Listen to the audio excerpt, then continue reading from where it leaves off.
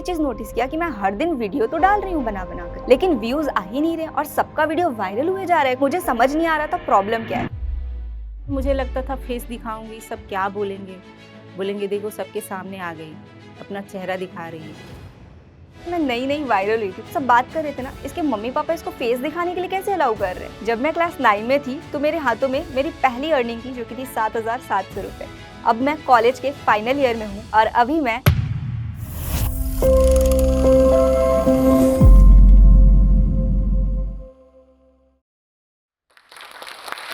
Hello, मैं रिमझिम हूँ और आज मैं यहाँ पर अपनी और अपनी मम्मी के सपनों के साथ खड़ी हूँ।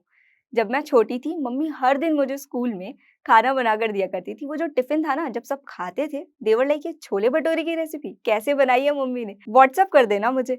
तो आई वाज लाइक इतना अच्छा लगा क्या। और गाजर का हलवा यार, वो तो मोस्ट फेवरेट था। तो इतना तो मुझे समझ में आ गया था, जो अप्रिसिएशन मम्मी को घर पे नहीं मिल रहा है वो बाहर के लोग दिखा रहे हैं। तो जब मम्मी ने मुझे बोला कि चलो यूट्यूब चैनल स्टार्ट करते हैं, आई वाज लाइक अब कर ही देते हैं। तो 2017 में हमने अपना सबसे पहला यूट्यूब चैनल स्टार्ट किया था। कभी-कभी हम लोग रेसिपीज बनाते थे, कभी-कभी हम लोग फेस पैक, स्किन केयर और जो भी प्रोडक्ट मुझे घर पे मिलते थे ना, सबका रिव्यूज करके अपलोड कर दिया करती थी। उस टाइम इतना समझ नहीं था कि एक ही कैटेगरी एक चैनल पे जाता है, इतना समझ मुझे नहीं था उस टाइम पे। तो हम लोग को जो मिलता था वो बना कर डालते जाते थे। बहन के साथ जो मैं वीडियोस बनाया करती थी face pack and skin care वगैरह का, मैंने नोटिस किया कि रेसिपी वीडियो पे कहीं ना कहीं ज्यादा एंगेजमेंट मुझे देखने को मिलता है। तो अब मैंने पूरा अपना चैनल रेसिपीज पे शिफ्ट कर दिया था। कोविड भी आ गया था, तो सब कोई ना रेसिपीज देखते थे और मैंने ये चीज नोटिस किया कि मैं हर दिन वीडियो तो डाल रही हूँ बना बना कर, लेकिन व्यूज आ ही नहीं रहे और सबका वीडियो वायरल हुए जा रहा है कोविड में। और मुझे समझ नहीं आ रहा था प्रॉब्लम क्या है। फिर मैंने नोटिस किया कि प्रॉब्लम है क्वालिटी, क्योंकि मैं क्वांटिटी तो हर दिन वीडियो डाल रही हूँ लेकिन क्वालिटी है ही नहीं वीडियोस में। मम्मी के साथ मैं रेसिपी शूट किया करती थी और एक बार क्या हुआ ना कि एक वीडियो हमारा जो कि था टमाटो केचप का, वो वायरल हो गया। पहला वीडियो था जिस पे 1 मिलियन व्यूज आए थे। We were so happy. Monday to Friday तो मेरा स्कूल चलता था और जो बचा हुआ सैटरडे संडे है ना, इसमें हफ्ते भर का प्लानिंग और हम लोग 4 से 5 वीडियो ये 2 दिन में शूट करके रख लिया करते थे। 1 साल हो गया इसी तरह से एंड 1 साल के बाद हमारा चैनल मोनेटाइज हो गया था। खुशी बहुत हो गई थी और हम लोग फाइनली खुश थे कि चलो अब हमारा कुछ मेहनत की कमाई आएगी। और जो फर्स्ट अर्निंग हमें रिसीव हुई थी वो और 1 साल के बाद हुई थी। मतलब कि 1 साल लग गया था हमें $100 कंप्लीट करने में और वो जो पहली अर्निंग थी वो थी 7,700 की। कुछ दिन तक इसी तरह से हमने वीडियो को कंटिन्यू किया है और उसके बाद हमें थोड़ा-सा जब पैसा मिला ना, तो हमने सोचा कि चलो फ़ोन को थोड़ा अपग्रेड किया जाए। तो जब मैं क्लास 10 में थी, मैंने सबसे पहला अपना 17,000 का एक फ़ोन खरीदा। इट माइट लुक कि ये बहुत ही छोटा अमाउंट है, लेकिन उस टाइम पे ये फ़ोन ही मेरे लिए सब कुछ था। इसके बाद मैंने एक दिन यूट्यूब पे केक बनाना देखा एंड आई वाज़ लाइक ये केक मैं भी बनाऊँगी। फिर मैंने ट्राई किया, 1 बार खराब हो गया, 2 बार खराब हो गया, मतलब 3 बार ना बैड ट्रायल्स, सारे इंग्रीडिएंट वेस्ट। मम्मी बहुत गुस्सा किया करती थी। मैं ट्यूशन पढ़ने अपनी मैम के यहाँ जाती थी, तो वो एक दिन क्या कर रही थी, जैसे ही मैं गई, तो वो केक बना रही थी एंड वो लिटरली मेरे सामने पूरा केक का बैटर बनाती है एंड फिर मैंने सोचा कि सेम तो मैंने भी किया था, तो मैंने गलती किधर किया? मुझे समझ में नहीं आ रहा था। मैं देखी, घर आई, 2 दिनों के बाद मैंने वापस से उसको रीट्राई किया एंड इस बार मैंने वो चॉकलेट केक एकदम परफेक्टली बेक कर लिया था एंड यहाँ से मुझे बेकिंग में इंटरेस्ट आया था। एक प्लम केक का वीडियो वायरल हो गया था और 1 करोड़ से ज़्यादा लोगों ने उसको देखा था। ये प्लम केक का वीडियो ना हमने यूट्यूब को देख के सीखा था। ये मेरा फर्स्ट ट्रायल था केक बनाने का, खासकर plum cake. That is considered as a very difficult cake और मेरे लिए बहुत डिफिकल्ट था क्योंकि मैं इसको फर्स्ट टाइम ट्राई कर रही थी। केक बहुत ही अच्छा बना था। लोगों के बहुत ही अच्छे-अच्छे मुझे कमेंट्स देखने को मिले थे जब ये केक की रेसिपी हमने अपलोड की और इतना ज़्यादा प्यार मिला कि उस टाइम पर हमारे 1 लाख सब्सक्राइबर्स हो गए थे, सिर्फ़ और सिर्फ़ एक वीडियो से। अब 1 लाख सब्सक्राइबर्स तो हो चुके थे, अब मैंने सोचा सिल्वर प्ले बटन होगा मेरे हाथों में। मैं गई सिल्वर प्ले बटन के लिए अप्लाई करने के लिए एंड मैंने देखा वहाँ पे लिखा है you are not eligible. I was like wait, criteria तो मैंने पूरा कंप्लीट कर दिया, फिर मैं एलिजिबल क्यों नहीं हूँ? फिर मुझे समझ में आया कि मैंने कम्युनिटी गाइडलाइंस को ब्रेक कर दिया और 90 डेज़ के लिए हमारा चैनल रिव्यू में जा चुका है। इस टाइम पर I was like some kind of demotivated, but फिर भी मैंने उसको रिव्यू में दिया एंड जब वो रिव्यू के बाद वापस आया तो वापस से वो कम्युनिटी गाइडलाइंस को अभी भी ब्रेक कर रहा था। मुझे समझ नहीं आ रहा था क्या हो रहा है। मैंने फिर से उसको रिव्यू में डाला and at last in total 6 महीने के बाद मुझे मेरे हाथों में सिल्वर प्ले बटन मिला।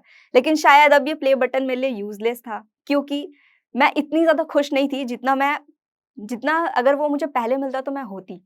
इस टाइम पर मैंने सोच लिया था कि अब मैं यूट्यूब भी कंटिन्यू नहीं करूँगी क्योंकि शायद मैं बहुत ज़्यादा डीमोटिवेटेड थी और व्यूज़ सब कुछ बहुत ज़्यादा घट चुके थे। तो मुझे अब कोई इच्छा नहीं थी और ना ही मुझे लग रहा था कि मैं अब आगे और इसको लेके जा पाऊँगी। इस टाइम पर मैं अपने कॉलेज में जा चुकी थी और अब मैंने सोचा था कि अब तो मैं पढ़ाई करूँगी सिर्फ़। और फर्स्ट ईयर, सेकंड ईयर मैंने पढ़ाई में निकाला एंड आई फेल्ट लाइक कि मैं कहीं रैट रेस में तो नहीं चल रही हूँ, क्योंकि यहाँ पे मुझे बिल्कुल भी इंटरेस्ट नहीं आ रहा।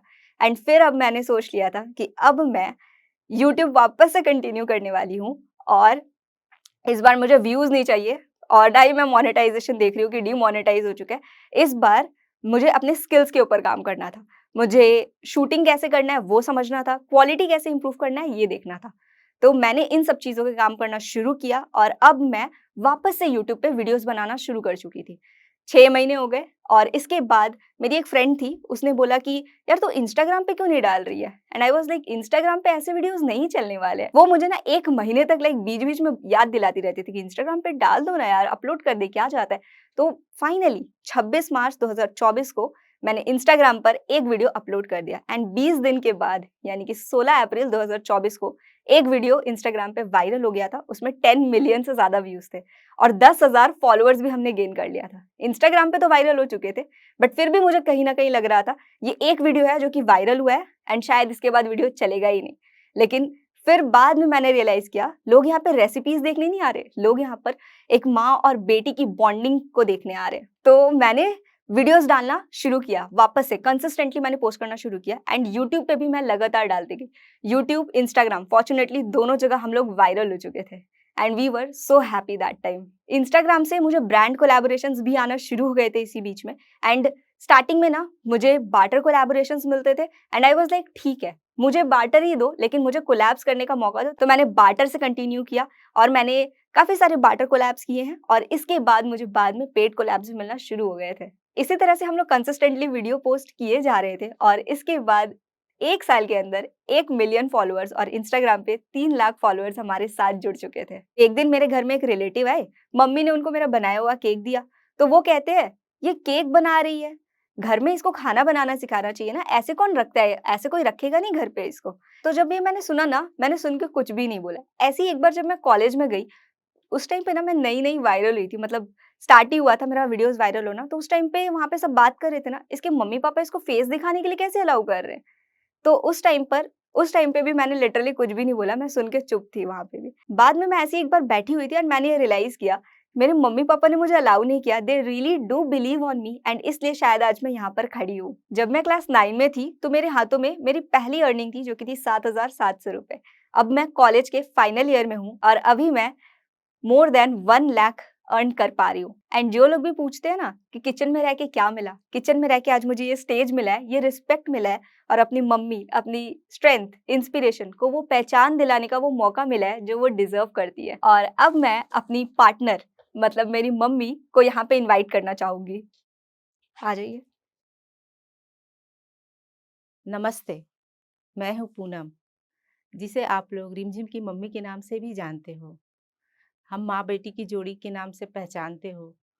मैंने कभी सपने में भी नहीं सोचा था कि मैं कैमरे के सामने खड़ी होकर कुछ बोल पाऊँगी। मेरी शादी 14 साल की उम्र में हो गई और 2 साल बाद मेरा गौना हुआ, जैसा कि यूपी में पहले होता था। शादी का डिसीज़न घर वाले ही लेते थे, मम्मी-पापा ही लेते थे। बच्चों का कुछ डिसीज़न नहीं पूछा जाता था हमारी टाइम में। जो मेरे हस्बैंड हैं, उनका गवर्नमेंट जॉब था, तो उन्होंने बोला कि बहुत अच्छा रिश्ता आया है, गवर्नमेंट जॉब वाला लड़का है, तुम्हारी शादी उसी से फिक्स कर दिए हैं। उस समय मुझे कुछ नहीं लगा क्या है, क्या नहीं है, ठीक है, शादी हो रही है, बस इतना ही मुझे पता था और शादी हो गई। 2 साल बाद मेरा गौना हुआ। उन बीच के 2 सालों में मैंने सिलाई सीखा, कपड़ा सिलना, टेलरिंग का काम सीखा था और फिर 2 साल बाद मैं ससुराल गई तो मैं घर वालों के लिए कपड़े सिलती थी, उनको जो पसंद आता था मैं ऐसा सिल-सिल के देती थी। उनको पसंद आता था, वो लोग पहनते थे। इस तरह मेरा टाइम बीतता था।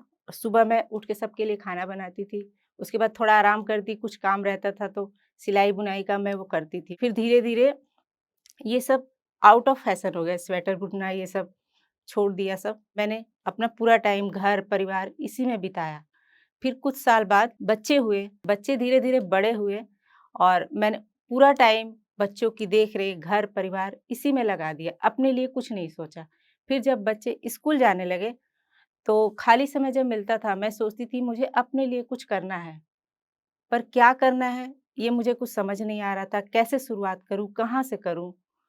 इसी तरह कुछ दिन बीता और मेरे भैया ने मुझे एक स्मार्टफ़ोन गिफ्ट किया। उस वक़्त मुझे स्मार्टफ़ोन चलाना नहीं आता था। बच्चे छोटे थे पर उन्हें पता था कैसे चलाना है। उन्होंने मुझे सिखाया और उसमें सीखते-सीखते मैं उसमें कुकिंग्स वीडियो देखती थी, रेसिपी देखती थी, जो कि मुझे बहुत अच्छे लगते थे और मुझे लगता था ये सब तो मुझे आता ही है। फिर मैं एक दिन बैठी हुई थी और मेरी बेटी रिमझिम मेरे साथ बैठी हुई थी। उसे मैंने बोला कि रिमझिम ये रेसिपी तो मुझे भी आती है, क्यों ना हम भी एक रेसिपी चैनल स्टार्ट करें? तो रिमझिम ने बोला, क्यों नहीं, ट्राई करते हैं। फिर इस तरह मैंने और मेरी बेटी ने शुरुआत की एक रेसिपी चैनल की। जो मैं घर में खाना बनाती थी, वो मैं शूट करती थी। मैं रेसिपी बनाती थी और मेरी बेटी शूट करती थी। उस समय हमारे पास कोई ट्राइपॉड नहीं था, तो हाथ से पकड़ लेती थी और मैं बनाती रहती थी। जब वो फेस पैक वगैरह बनाती थी, तो मैं पकड़ती थी। इस तरह हम लोग मिलकर काम शुरू किया हम लोगों ने। मेरे बच्चे छोटे थे, तो सुबह मेरे हस्बैंड जो है बच्चों को स्कूल छोड़ के आते थे और उसके बाद वो ऑफ़िस चले जाते थे। उसके बाद मैं जाती थी, बच्चों को स्कूल से लेकर आती थी और उसके बाद जो दोपहर का टाइम मिलता था, उसमें मैं रेसिपी वगैरह बनाती थी। तो मैं हफ्ते में 2 से 3 दिन ही बनाती थी, जिस दिन मुझे कम काम रहता था घर का, उस समय मैं रेसिपी बनाती थी। और इस तरह धीरे-धीरे और हम मैं सीखती गई, बनाती गई, कैसे शूट करना है, कैसे कैमरा का एंगल होना चाहिए। ये सब जैसे-जैसे मैं करती गई, पता चलते गया। जब हमने वीडियो बनाना शुरू किया, तब वीडियो बहुत कम चलते थे। फिर धीरे-धीरे हमें लगा कि हमें अपना फेस भी दिखाना चाहिए। उस समय मुझे लगता था फेस दिखाऊँगी, सब क्या बोलेंगे? बोलेंगे देखो सबके सामने आ गई, अपना चेहरा दिखा रही है। फिर मैंने सोचा नहीं, मैं कुछ गलत नहीं कर रही हूँ। मैं जब रेसिपी बना सकती हूँ, तो अपना फेस भी दिखा सकती हूँ। तो इस तरह मैंने फेस दिखाना शुरू किया।